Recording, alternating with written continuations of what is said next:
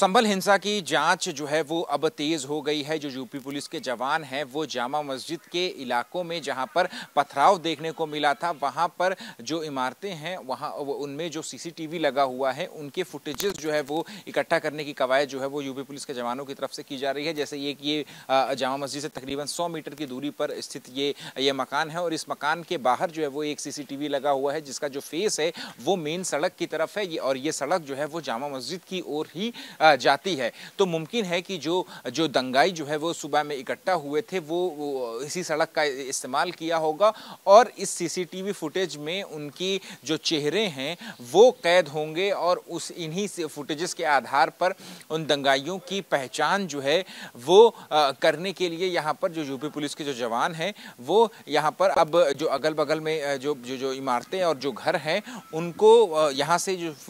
Footage है उनको इकट्ठा करने की कवायद जो है वो की जा रही है। और इसके अलावा जो यूपी पुलिस के जो जवान हैं वो लगातार जो है वो गश्त कर रहे हैं गलियों में जा कर के जहां पर भी जो विजुअल मिल सके जो हिंसा का या फिर जो सीसीटीवी फुटेज मिल सके या फिर जो मकान की छत का भी मुआयना जो है वो किया जा रहा है। जो इलाके में ऊंचे ऊंचे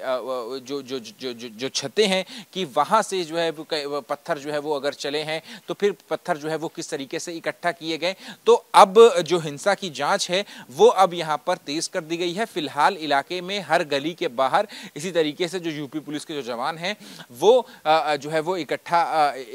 जो है वो यहां पर अपनी जवान जो है वो तैनात हैं। और अभी फिलहाल जो है जो ऐसी स्थिति है चूंकि धारा 163 जो है वो लगाई गई है तो जामा मस्जिद की तरफ भी जाने के लिए जो है वो अभी यहां पर इजाजत जो है वो नहीं दी जा रही है। अगर जो जामा मस्जिद की तरफ जा रहा है उसे अभी फिलहाल वापस लौटा दिया जा रहा है। तो तहकीकात के जो है वो अब संभल हिंसा की वो तेज हो गई है कि आखिर इतनी सुबह इतनी बड़ी मात्रा में भीड़ जो है वो कैसे इकट्ठा होती है, पत्थर जो है वो किस तरीके से इतनी बड़ी मात्रा में आते हैं और फिर जो है वो पत्थर जो है वो प्रशासनिक अमले पर चलाए जाते हैं।